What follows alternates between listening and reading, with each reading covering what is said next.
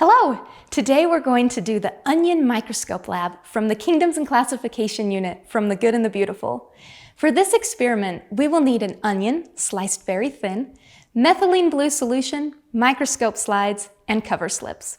Let's get started by preparing our specimen slide. First, I will put 1 drop of methylene blue solution on the slide. I already cut a very thin slice of this onion.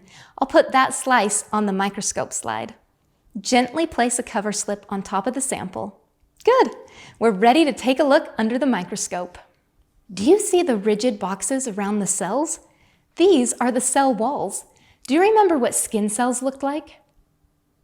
Can you see the difference between the skin cells and the plant cells? Plant cells have cell walls, animal cells do not.